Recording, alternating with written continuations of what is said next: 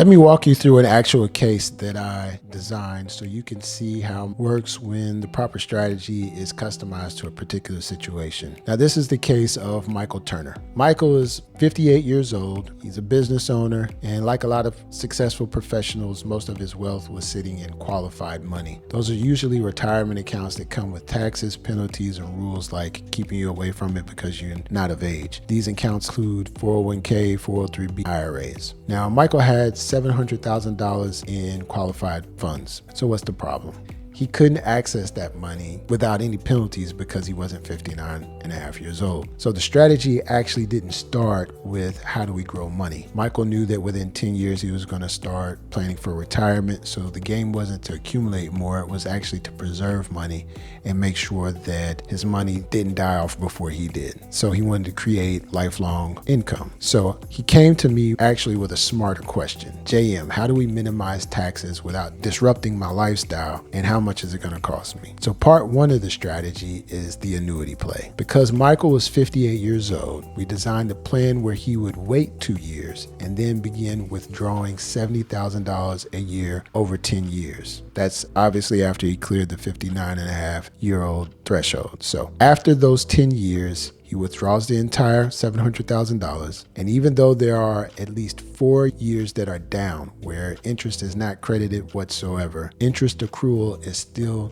doing the heavy lifting. So here's the key part that I don't want you to miss, and I personally love it. After the full $700,000 is withdrawn from the annuity, the following year, the annuity still shows a potential $324,698 in cash surrender value. It also comes with an enhanced death benefit of $584,997. Now, these particular funds exist purely because of how the interest is being credited and how we structured the plan so it could work for the best interest of Michael and his financial plans, his goals. And he's not required to take these funds, unlike the required minimum distributions, the RMDs.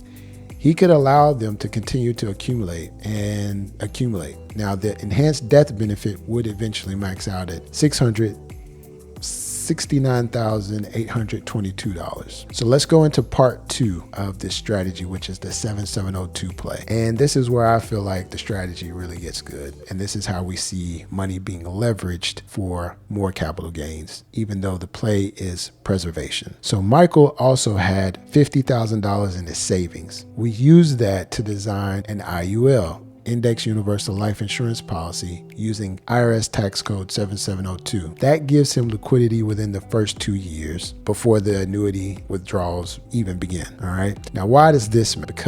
It matters because Michael's only life insurance was tied to his job. You see, when he sells the business, that's going to terminate his life insurance policy. That had a death benefit of $600,000. But when he sells the business, it completely disappears. So we solved actually two problems at the same time. Number one is tax efficiency, and number two is permanent legacy protection.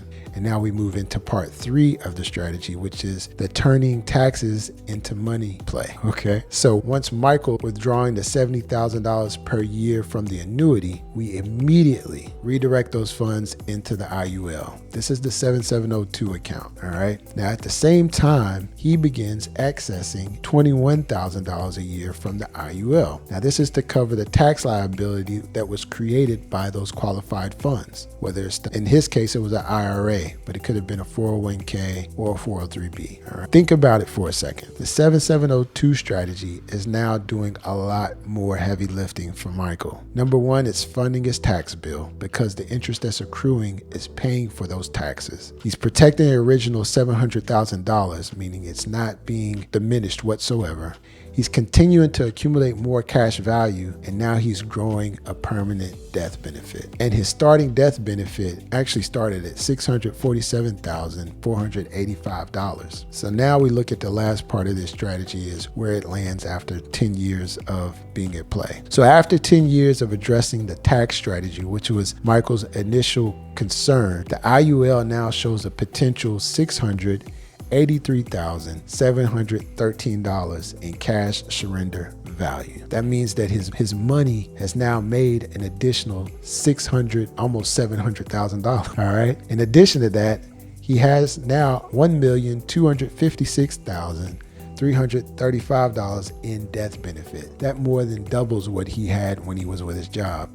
And remember, this entire process was funded by existing money. It didn't cost him anything out of pocket to make this strategy work. So the big picture is, if Michael were to pass away at age 71, he now potentially had in his accounts $1,008,411 in accumulated cash value and $1,841,332 in cumulative death benefits for his family. That's tax-free and is kept out of probate. This is all legacy for his family. The death benefit actually tripled. That's nearly $3 million in tangible cash assets that he has at 71. And this all started with one goal in mind. Michael came to me and said, "Hey, Jay, I want to make sure I can optimize these taxes." That's it. That was the original goal. But once we looked at his assets and how we could leverage them and create a strategy around it, this wasn't about chasing returns. It wasn't about timing the market so he could retire safely. This wasn't about spending more money. This was about strategy. This was about leverage. This was about money being strategy. Michael already had the resources. We simply structured them to work for him instead of